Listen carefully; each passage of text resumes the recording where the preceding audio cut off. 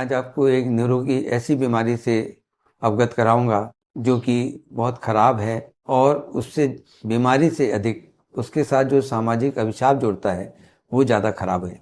वो व्यक्ति को ज़्यादा परेशान करता है बजाय बीमारी के।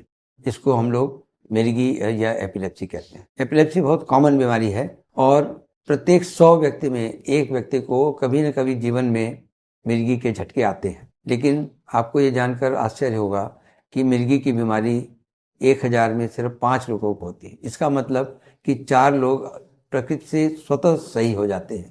तो ये जानना जरूरी है। दूसरी बात यह है कि मिर्गी के जो झटके आते हैं वो किसी व्यक्ति के गलती से नहीं आते हैं, बल्कि दिमाग में जो हमारी विद्युत वेव्स होती हैं उनके एकाएक अधिक बढ़ जाने से होती है। इसलिए उसमें उस व्यक्ति का कोई भी दोष नहीं है। खराब ये होता है कि चूंकि ये इलेक्ट्रिकल फिनोमेना है इसलिए ये एकाएक होता है, और अगर एकाएक होता है और व्यक्ति किसी खतरे की जगह पे होता है तो उसको चोट लग सकती है या वो गंभीर रूप से बीमार भी हो सकता है। एपिलेप्सी जिसमें कि बार बार मिर्गी के झटके आते हैं, उसका जैसा मैंने बताया कि विद्युत वेव के अधिक होने से होता है। वो 2 तरह के होते हैं। वो एक ऐसे होते हैं जो दिमाग के एक हिस्से से निकलते हैं जिसको हम लोग फोकल एपिलेप्सी बोलते हैं, या एक ऐसे होता है जो दिमाग के पूरे दिमाग से एक साथ निकलते हैं जिसको हम लोग जनरलाइज एपिलेप्सी कहते हैं। जनरलाइज एपिलेप्सी जो आपने प्राय देखा होगा कि व्यक्ति खड़ा रहता है, एकाएक जमीन पे गिर जाता है और उसके मुंह से झाग निकलने लगता है, हाथ पैर खड़े होकर के फिर उसके बाद कांपने लगते हैं और व्यक्ति की कभी जीभ कट जाती है और या पेशाब निकल जाता है। ये स्थिति ऐसी होती है कि इसको देख के कोई भी घबरा जाता है। माँ अपने बच्चे को देख के घबरा जाती है, स्पाउस एक दूसरे को देख जाते हैं, और प्रायः देखा गया कि अगर कभी सामाजिक स्थानों पे होता है तो लोग उस बच्चे पेशेंट को घेर लेते हैं और घेरने के बाद उसके लिए अलग अलग तरह के गलत इलाज करते हैं। कोई जूता सिखाता है, कोई हाथ में चाबी पकड़ाता है या अलग अलग तरह के प्याज सुखाते हैं, लेकिन वो उसका इलाज नहीं है। प्रायः ये झटके बहुत कम देर के होते हैं, 5 मिनट से कम में होते हैं और ये स्वतः ठीक हो जाते हैं।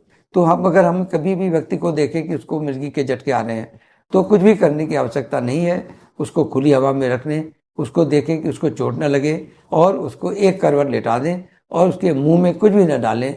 वो स्वतः 2 मिनट में या 5 मिनट में अधिक से अधिक नॉर्मल हो जाता है। नॉर्मल होने पे उसको छेड़े नहीं, और वो अगर ये 5 मिनट में होश में नहीं आता है तब जरूर उसको किसी अस्पताल में ले जाना होता है, जो कि प्रायः जिसकी ज़रूरत नहीं पड़ती। ये मैं इसलिए ज़्यादा बता रहा हूँ कि स्कूल में या ऑफिस में ऐसा होता है तो लोग बहुत ज़्यादा घबरा जाते हैं।